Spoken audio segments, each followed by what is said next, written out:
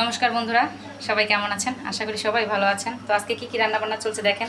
আজকে হচ্ছে চৈত্র সংক্রান্তি। তো চৈত্র সংক্রান্তিতে কী রান্না হয় আমাদের বাসায় অবশ্যই দেখবেন।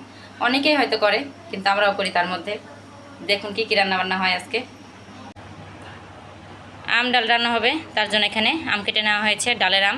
আর ওখানে তো দেখালাম আপনাদের চাটনির জন্য আম কেটে নেওয়া হয়েছে। আর এগুলো হচ্ছে এখানে কেটে নেওয়া হয়েছে আলু, তার সাথে করলা আর মিষ্টি কুমড়ো আর বেগুন।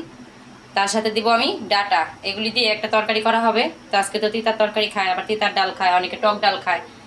তো আমরা আজকে টক ডাল রান্না করব। আর এখানে ভাজার জন্য কেটে নেওয়া হয়েছে বেগুন, তার সাথে করলা আর চাকচাক করে আলু। তো এগুলা ভাজা করতে হয়, এগুলো নাকি নিয়ম যে আজকের দিনে খাইতে হয়। আর আজকে চাটনি করব, আম কেটে নেওয়া হয়েছে। আর এই ডাটা তো তরকারির মধ্যে দিব। আর ডাল বসিয়ে দেওয়া হয়েছে, ডালের মধ্যে আম দেওয়া হবে, টক ডাল রান্না করা হবে। তো এইগুলি আজকে রান্না। ভাজাগুলোকে মা মেখে নিয়েছে, করলা, পটল, এই বেগুন, তার সাথে আলু। এখানে আবার আলু ভাজা চলছে, আর এখানে করলা ভাজা। তো অনেকগুলো ভাজা, তো যার জন্য সময় লাগবে ভাজতে। আর আজকে আমাদের রান্না করে নতুন একটা জিনিস আনা হয়েছে। তো দেখুন কি আনা হয়েছে, দেখলে বুঝতে পারবেন। আজকে একটা চুলা আনা হয়েছে, গ্যাসের চুলা, অটো গ্যাস। কেমন হয়েছে অবশ্যই সবাই জানাবেন চুলাটা। আর এদিকে মায় ভাজা ভুজাগুলো করে নিচ্ছে। ভাজা করা তো হয়ে গেছে, সব রকমের ভাজা। এই যে এখানে আলু, তার সাথে হচ্ছে করলা, আর এই যে এই সাইডে হচ্ছে বেগুন ভাজা। বেগুন ভাজা হলেই নামিয়ে নেওয়া হবে। আর এখানে টুলটুলি সোনার স্নানের জল গরম চলছে। তরকারি রান্না করব। তো তরকারির জন্য এখানে একটা জিনিস আমি মশলা তৈরি করব। তো মশলার জন্য দিয়ে দিলাম তেজপাতা। আরও একটা জিনিস দিব, এই যে এখানে হচ্ছে ধনিয়া আর জিরা। এটাকে আমি এখন তেলে নিব সুন্দর করে।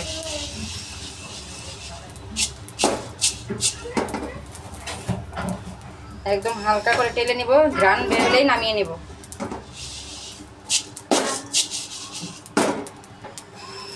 সুন্দর একটা ঘ্রাণ বের হয়েছে। এই মশলাটা নিরামিষ তরকারির মধ্যে দিলে কিন্তু দারুণ লাগে খেতে। দেখেন হয়ে গেছে, এখন আমি নামিয়ে নিব। হয়ে গেছে, এখন এটাকে পাটায় গুঁড়ি করে নিব। চাটনি তৈরি করব। এখন চাটনির জন্য দিয়ে দিব তেল, সামান্য একটু তেল দিলাম। এর মধ্যে একটা শুকনা মরিচ এই যে ভেঙে দিয়ে দিলাম সরিষা। টকের জন্য সরিষাটাই ভালো লাগে খেতে, অনেকে পাঁচফোড়নও দেয়। আমি সরিষা দিলাম। এই যে কেটে নেওয়া আমগুলোকে দিয়ে দিলাম।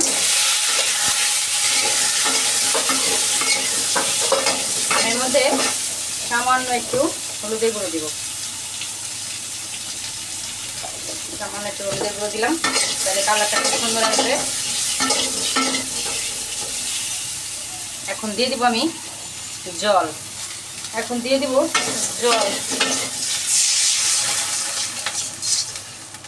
জল দিয়ে দিলাম। পাতলা করে রান্না করব, জলের পরিমাণটা একটু বেশি দিয়েছি আমি। ওখানে আবার ডাটা ভাপ দিতে বসিয়েছি। তো লাল ডাটা তো ভাপ দিলে যে কালসে যে রঙটা থাকে সেটা বের হয়ে যায়। আর এখানে চাটনির আম তো গলে গেছে, এখন আমগুলোকে একটু এই চামচের পিঠ দিয়ে গলিয়ে দিব। আর এখানে দেখেন এটা কি, চিনতে পারছেন কেউ? এটা হচ্ছে বোম্বাই মরিচ। তো বোম্বাই মরিচ অনেকগুলো আনা হয়েছিল সেই দেশের বাড়ি থেকে। আর এই বোম্বাই মরিচ কী করব, অনেকগুলি বোম্বাই মরিচ ছিল, কিছুটা তেলে ভিজিয়েছি আর কিছুটা কি করেছি শুকিয়ে রেখেছি। এই চুলার নিচে দিয়ে রেখেছিলাম, শুকিয়ে গেছে সুন্দর। এখন আমি বয়ামে ভরে রেখে দিব। আর এখানে আমগুলো তো নরম হয়ে গেছে, আমগুলোকে এই যে চামচের পিঠ দিয়ে গলিয়ে দিব। দেখেন কত সুন্দর গলে গেছে। আর আমি আমের মধ্যে সামান্য একটু লবণ দিয়েছিলাম সেদ্ধের সময়, আচ্ছা আর কিচ্ছু দেই নাই। তো এভাবে গলিয়ে দিলে কি হয়, ঘনত্বটা সুন্দর আসে আমের চাটনির।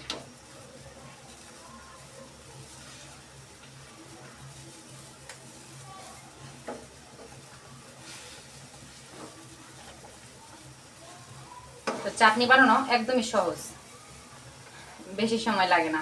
বিশেষ করে আমের চাটনি, যে আম চুলায় দিতে দেরি, গলতে দেরি নাই। তো এখন কি দিব আমি আমের চাটনির মধ্যে দিব চিনি। চিনিটা দেই নাই, দেখেন কতটা দেই, মানে যে এতটুকু হবে না, আরো লাগবে। টক মিষ্টি না হলে মজা লাগে না, তাই না? তো এই যে দিলাম, এভাবে আমের চাটনি করি আমি। তো এটা আর একটু ঘনত্ব হবে, তারপর আমি নামিয়ে নিব। আর ওখানে ডাটাটাও ভাপ দেওয়া হয়ে গেছে, ডাটাও নামিয়ে নিব।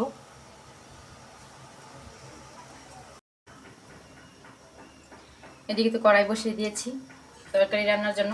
আর এখানে চাটনিতে চিনি কম হয়েছে, আরও চিনি দিতে হবে। তো আমটা অনেক টক ছিল, তো দিয়ে দিলাম আরও কতখানি চিনি।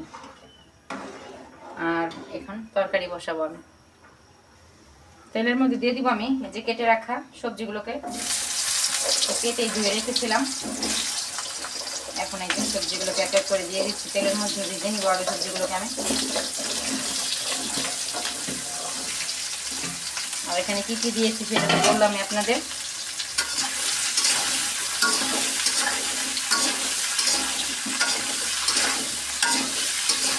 ভালোভাবে এখন আমি ভেজে নিব তরকারিগুলোকে।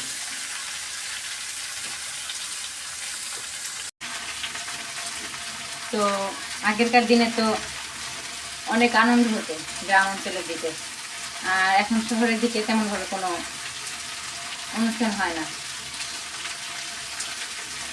এদিকে তরকারিগুলোকে ভেজে নিচ্ছি।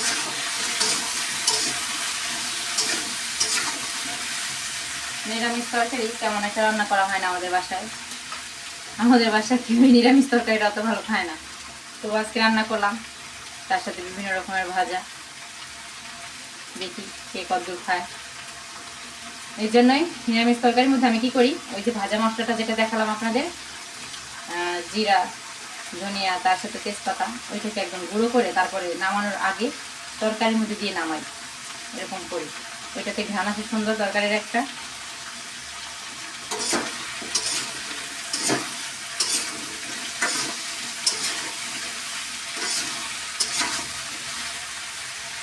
তো তরকারিটা ভাজা হোক, ভাজা হলে নামিয়ে আমি পাঁচফোড়নটা দিব।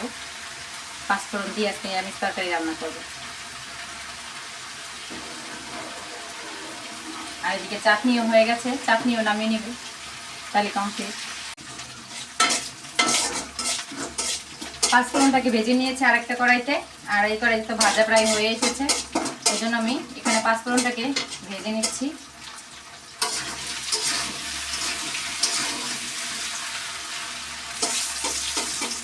এই যে পাঁচফোড়নটাকে দিয়ে দিব একবার।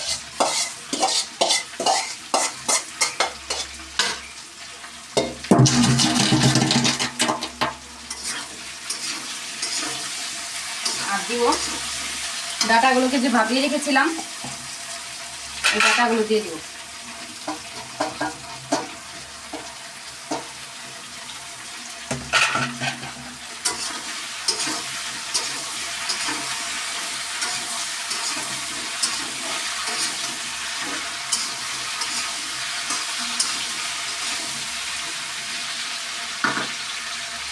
এর মধ্যে দিব আমি লবণ।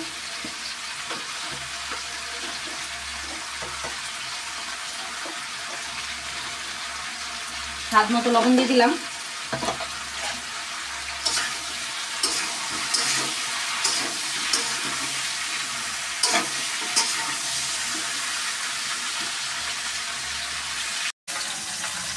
তরকারির মধ্যে আমি কয়েকটা কাঁচামরিচ দিয়ে দিয়েছি। আর দিব এখন জিরে বাটা। এই তো জিরে বাটা দিয়ে দিলাম।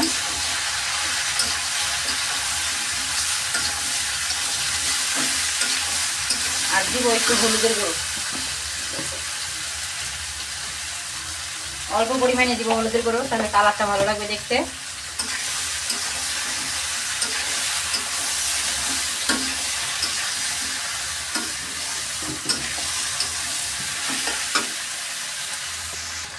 এখন দিয়ে দিব অল্প পরিমাণে জল। এই বেশি জল দিব না আমি, এই দিয়ে তরকারিটা হয়ে যাবে রান্না। মাখা মাখা করে নামাবো তো, এই জলেই হয়ে যাবে। একটু ঢেকে দিব এখন, তাহলে রান্না সুন্দর হবে। ঢেকে দিলাম। বন্ধুরা, রান্না তো কমপ্লিট, দেখুন নামিয়ে নিয়েছি আর সবাইকে খেতে দেওয়া হয়েছে। সবাই ভালো থাকবেন, সুস্থ থাকবেন। আর আজকের ভিডিওটি কেমন লেগেছে অবশ্যই সবাই জানাবেন।